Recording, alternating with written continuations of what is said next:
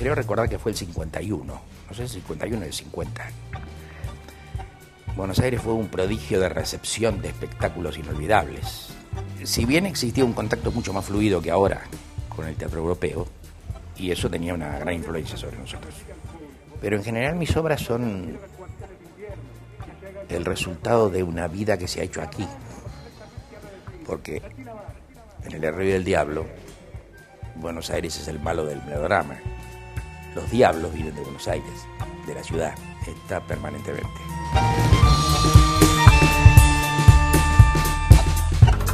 Hubo varias razones por las cuales en el 76 me tuve que ir. La directa y obvia no es ni siquiera la cantidad de serias amenazas que yo había recibido, porque había mucha gente que estaba amenazada en ese entonces, sino que tuve el extraño privilegio que casi nadie tuvo de que un alto oficial de las Fuerzas Armadas en funciones me dijera que yo no podía trabajar. Como en esos días además ocurrió el secuestro de un compañero muy conocido, yo decidí que había llegado el momento de irme.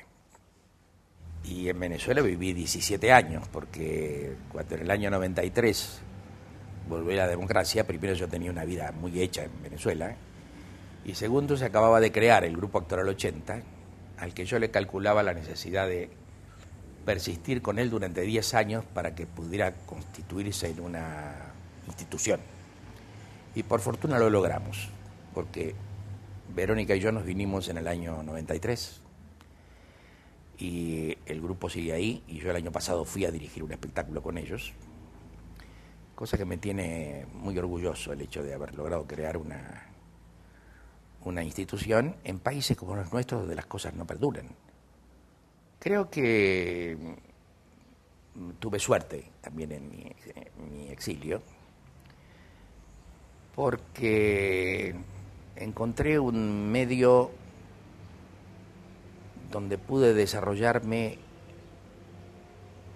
otra vez, porque uno en un exilio nace de nuevo, porque como está privado de su yo social, no es nadie. Y a lo largo de 17 años que yo viví en Venezuela, 18 en exilio, yo me constituí allá más o menos en lo mismo que soy acá.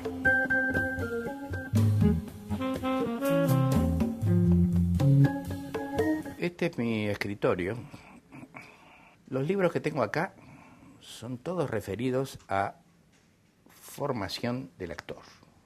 Bueno, la biblioteca, acá lo que tengo es historia.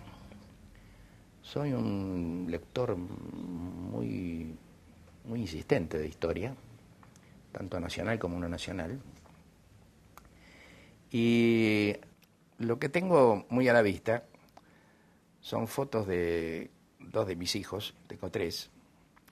Esta muñeca ya tiene hijo de 20 años. La de mi hijo Hernán, cuando muy adolescente se dejó la barba. Y aquí una foto de él con el Club del Clown. Y estas dos fotos, por las que tengo particular afecto, se refieren a la antigua Rambla de Mar del Plata, que hace a mis recuerdos de infancia más exquisitos. Y en esta época paseábamos a la tarde por acá con mi abuelo y nos cruzábamos con el presidente justo todos los días.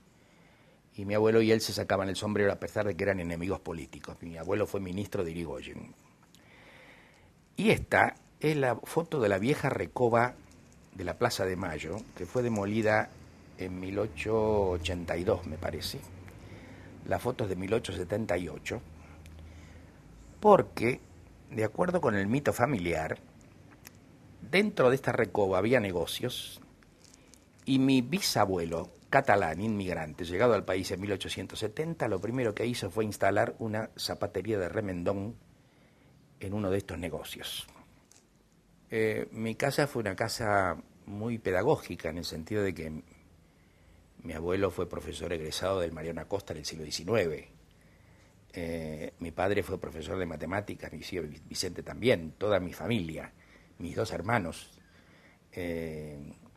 Siempre tuvimos por lo menos un aspecto de nuestras personalidades muy vinculados a la enseñanza. Lo que creo siempre es que, por lo menos, la aparición y el respeto por la sensibilidad artística se deben de mi casa a dos personas, creo. Una era mi madre.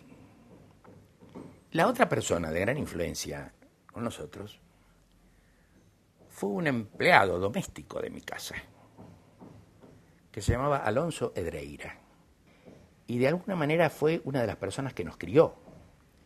Era un hombre sumamente lector. Y yo recuerdo que el primer espectáculo teatral en el que yo participé en mi vida fue en mi infancia, en mi casa, dirigido por este hombre. Creo que esta especie de paternidad o de primogenitura que él ejercía sobre nosotros tuvo una gran influencia en nuestras decisiones de vida. Me gusta mucho recordarlo y si se pudiera hacerle saber que le agradezco mucho lo que él significó.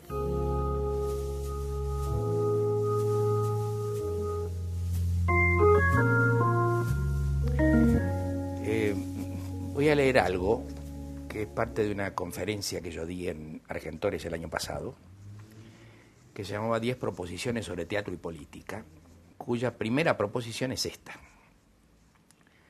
Para los argentinos, hacer reflexión política significa desembocar directa o indirectamente, en forma explícita o no, en cadáveres insepultos. Es al mismo tiempo singularmente inquietante que ese signo oprobioso de nuestra política, de nuestra cultura, se vincule con uno de los mitos más significativos de Occidente y con el teatro en sí mismo. La herencia maldita de Edipo lleva a sus hijos a matarse mutuamente en combate, y a Creón, el gobernante y tío de los muertos, hermano de la madre abuela que los ha traído al mundo, a ordenar exequias gloriosas para el que murió defendiendo las leyes de Tebas, mientras manda que permanezca insepulto el cuerpo del que sucumbió por violentar esas mismas leyes para servir de alimento a fieras carroñeras y aves de rapiña. La hermana de las víctimas de esa guerra civil, Antígona, se rebela contra la ley de Creón y en sucesivas noches escapa de palacio para correr al campo y, espantando fieras y buitres, echar unos pocos puñados de tierra sobre el cadáver profanado, impotentes para enterrar el cuerpo, pero decisivos como honra fúnebre que devuelve a su hermano la dignidad humana. Si el primer gesto del hombre que testimonia que la especie se ha remontado por sobre las otras especies animales, antes aún quizá del lenguaje verbal, es la ceremonia fúnebre, privar a los muertos de sepultura es arrebatarles la condición humana. Antígona arriesga la vida por desobedecer a la ley de los hombres, porque tales leyes no pueden ir contra las divinas, que han dispuesto que los hombres sean y por lo tanto vuelvan a la tierra cuando la muerte les dé fin. Hay varias maneras que tengo de escribir. Ya decía antes que una es esta de colocarme frente a la página y esperar a ver qué pasa. Es la menos habitual. Pero en general siempre he visto un poco una acción principal y he trazado una especie de cañamazo de acciones, de contenido de escenas, y sobre esas escenas he escrito, pero, como decía, no es una técnica que tengo establecida. En estos momentos escribo bastante más que antes. No sé por qué. No creo que sea, puedo decir, porque tengo más tiempo. Yo no creo en eso del tiempo para los procesos creativos. Creo que el que tiene que hacer algo lo va a hacer.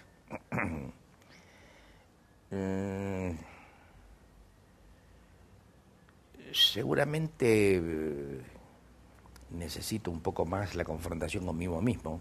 El teatro es un hecho muy colectivo, pero no me puedo concebir escribiendo en otra forma que dramaturgia.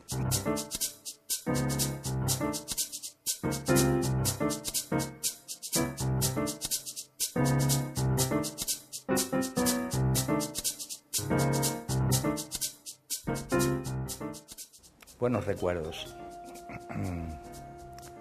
Porque uno selecciona los recuerdos y los malos, mientras puede, los elimina.